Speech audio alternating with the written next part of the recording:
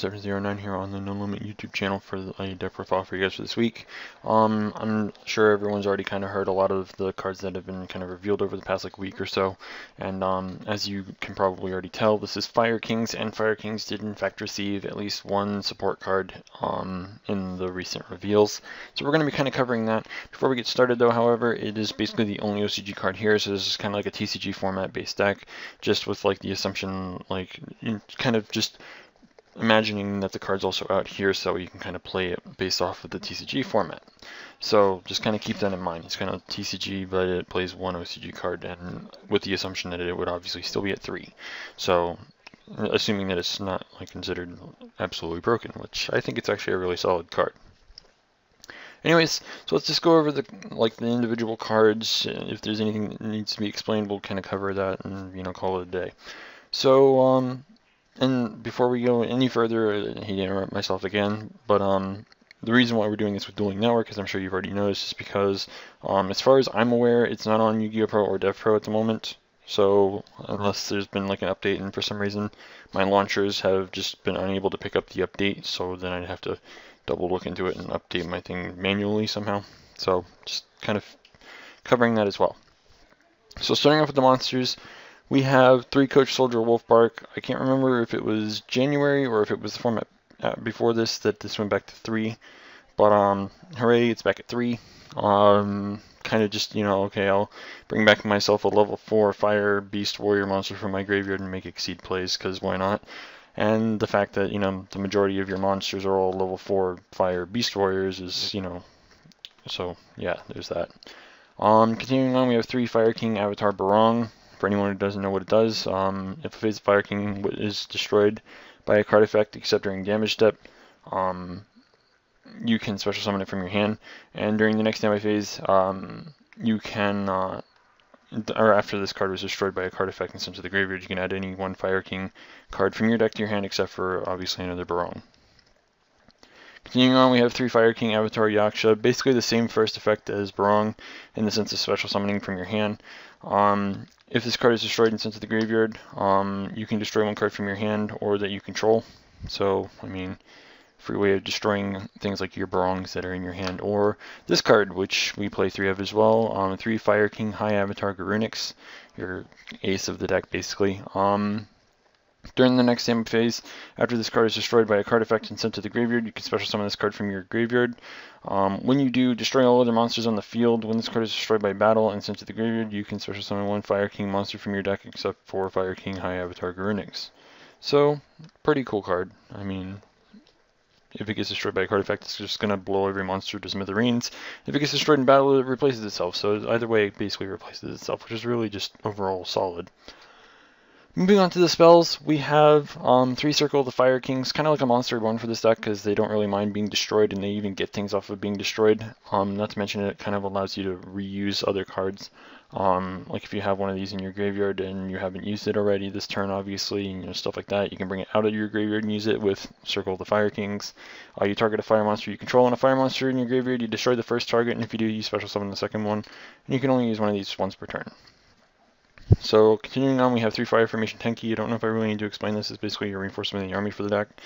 And then we get to the new card, Fire King Island.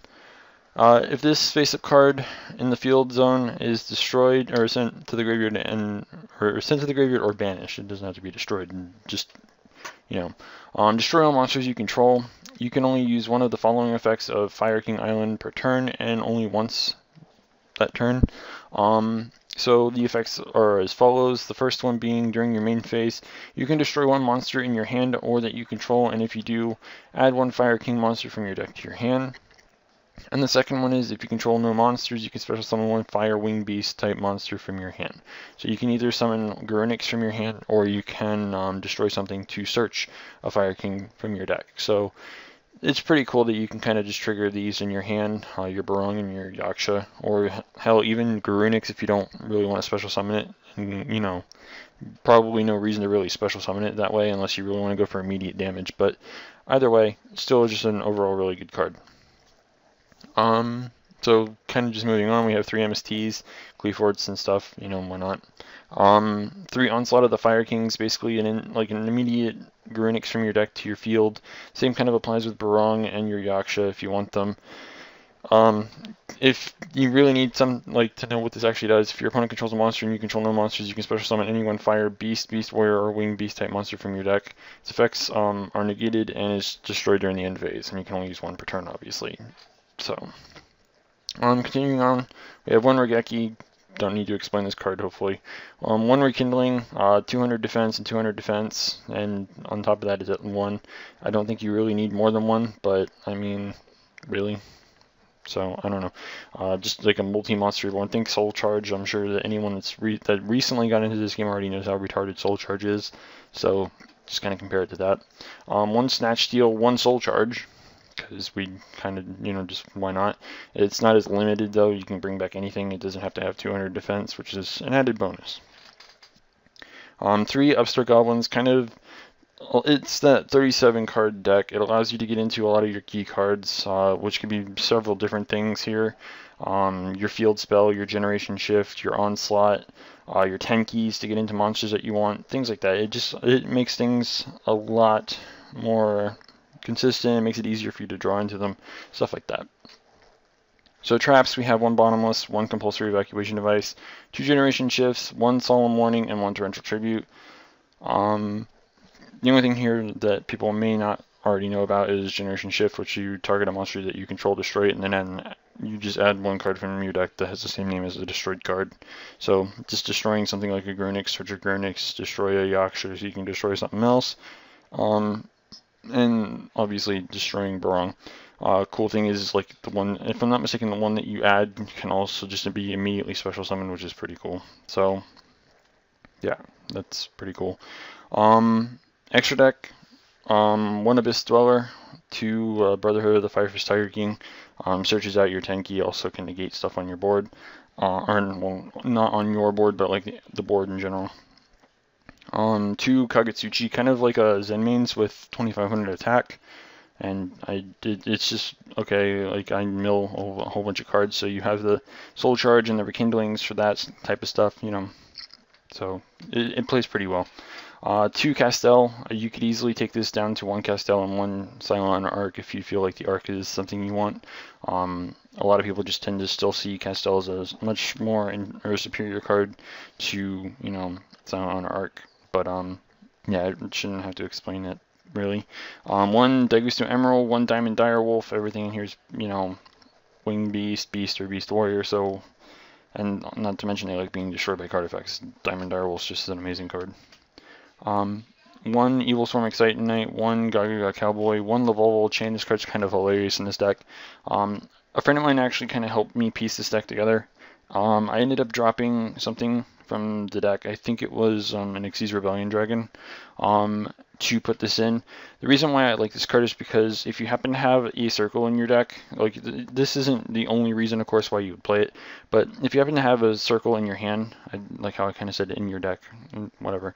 If you happen to have circle in your hand and you make Lavolval Chain, you can detach anything that you obviously overlaid and send something like Garunix to the graveyard, and then you can just circle it back, or you can kind of just set the circle and wait for them to try and kill your Lavolval Chain.